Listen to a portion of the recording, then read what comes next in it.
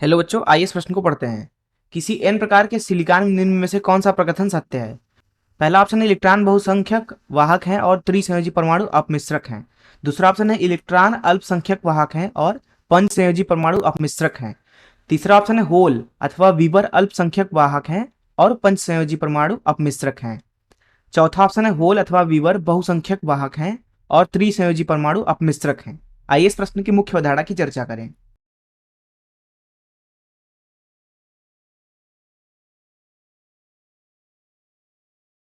बात करें अगर हम चालकता के आधार पर पदार्थ की, तो पदार्थ दरअसल तीन प्रकार के होते हैं।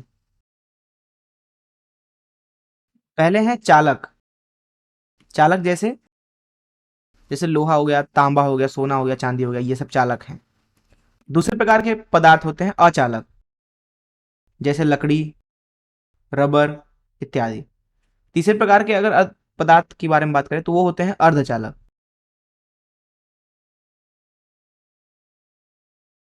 अब दरअसल चालक जो होते हैं उनकी चालकता नियत रहती है, लेकिन अर्धचालकों की जो चालकता होती है वो हम अपने हिसाब से बदल सकते हैं। हम चाहे तो दिए गए अर्धचालक की चालकता बढ़ा सकते हैं, हम चाहे तो दिए गए अर्धचालक की चालकता घटा सकते हैं इच्छा अनुसार, लेकिन चालक के साथ ऐसा नहीं किया जा सकता। इसीलिए जो अर्धचालक होते हैं वो बहुत ही उपयोगी हैं हमारे लिए। चालक में मुख्य आवेशवाहक इलेक्ट्रॉन होते हैं जिनको ई माइनस से दर्शा देता हूं। अर्धचालक के अंदर दो प्रकार के आवेशवाहक होते हैं जिनकी मदद से हम इनकी चालकता को बदल सकते हैं इच्छा अनुसार। पहले तो है इलेक्ट्रॉन जिनको ई माइनस से दर्शाया गया है। दूसरे होते हैं होल अथवा कोटर अथवा वीवर जिनको हम ओ प्लस से दर्शा देते हैं, क्योंकि जो होल होते हैं उनके ऊपर थोड़ा थोड़ा धन आवेश जैसा गुण होता है। बात करें अचालकों की तो दरअसल इनमें कोई भी आवेश वाहक मुक्त नहीं होते हैं, इसलिए ये अचालक है, इनमें से विद्युत प्रवाह नहीं होती है। अब हम अगर बात करें अर्धचालकों की, तो दरअसल जो ये अर्धचालक हैं ये दरअसल दो प्रकार के होते हैं। पहला है शुद्ध अर्धचालक।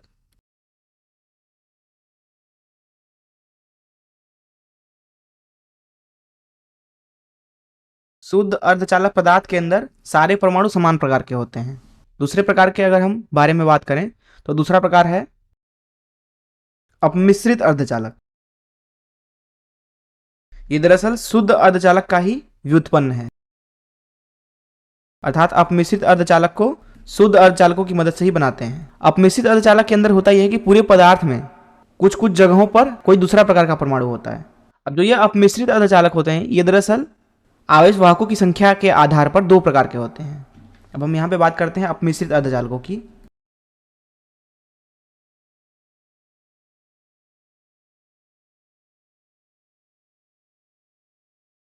तो दरअसल आवेश वाहकों की संख्या के आधार पर ये दो प्रकार के होते हैं।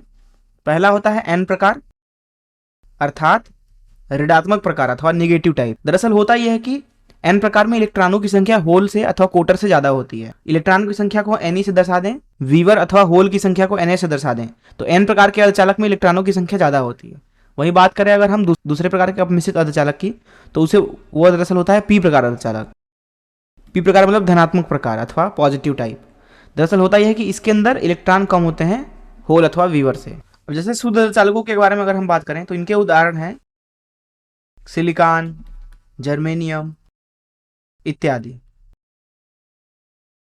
वही बात करें अपमिश्रित अर्धचालकों की, तो अपमिश्रित अर्धचालक हो सकते हैं कि सिलिकॉन के अंदर हम मिला दें बोरान को, ये एक तरीके का अपमिश्रित अर्धचालक है, अथवा हम सिलिकॉन के अंदर मिला दें आर्सेनिक को, तो ये होते हैं अपमिश्रित अर्धचालक। यहाँ पे अगर हम एन प्रकार का उदाहरण देखें तो एन प्रकार का उदाहरण है सिलिकॉन के अंदर आर्सेनिक। वही बात करें पी प्रकार के उदाहरण की, तो सिलिकॉन के अंदर बोरान। समझते हैं क्यों। मान लीजिए हमारे पास में सिलिकॉन है, तो दरअसल सिलिकॉन क्या होता है, चतुर्संयोजी तत्व है। चतुर्संयोजी। तो दरअसल होता यह है कि जब आप चतुर्संयोजी तत्व के अंदर एक पंच संयोजी तत्व मिला दें,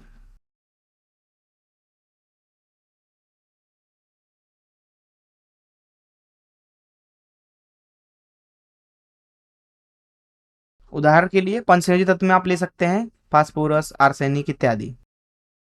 तो इन पंच संयोजी तत्वों की वजह से दिए गए सिलिकॉन के अंदर इलेक्ट्रॉन की संख्या बढ़ जाती है, अर्थात एन ज्यादा हो जाता है एनएच से। ऐसी स्थिति में जो हमारे पास में अर्धचालक मिलता है वो दरअसल एन प्रकार का हो जाता है।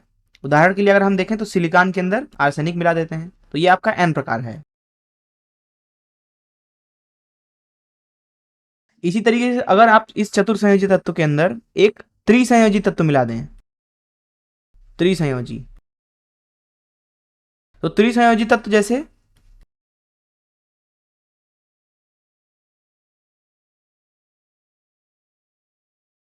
आप ले सकते हैं बोरान, एल्यूमिनियम इत्यादि। तो दरअसल जो त्रिसंयोजी तत्व है, इनको मिलाने की वजह से जो यहाँ पे अर्धचालक मिलता है उसमें इलेक्ट्रॉन कम होते हैं होल अथवा कोटरों से। अगर हम इसके उदाहरण के बारे में बात करें तो आप सिलिकॉन के अंदर बोरान मिला दीजिए, ये जो अर्धचालक आपको मिल रहा है दरअसल पी प्रकार अर्धचालक है। तो इस मुख्य अवधारणा से इस्तेमाल करके आइए इस प्रश्न को हल करें। तो यहाँ पे अगर हम देखें इस प्रश्न में तो पहला ऑप्शन देखते हैं, इलेक्ट्रॉन बहुसंख्यक आवेश वाहक है। बिल्कुल सही, हमने देखा कि जो एन प्रकार होता है उसमें इलेक्ट्रॉन बहुसंख्यक आवेश वाहक होते हैं।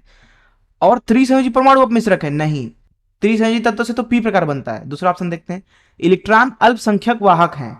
गलत, एन प्रकार में तो इलेक्ट्रॉन मुख्य आवेश वाहक होते हैं, बहुसंख्यक होते हैं। तीसरा ऑप्शन, होल अल्पसंख्यक वाहक हैं। बिल्कुल सही बात, होल जो होते हैं वो अल्पसंख्यक होते हैं एन प्रकार में।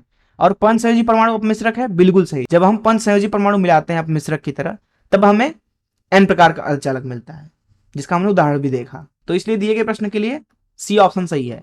मैं आशा करता हूं कि आपको इस प्रश्न का हल जरूर समझ में आया होगा। धन्यवाद।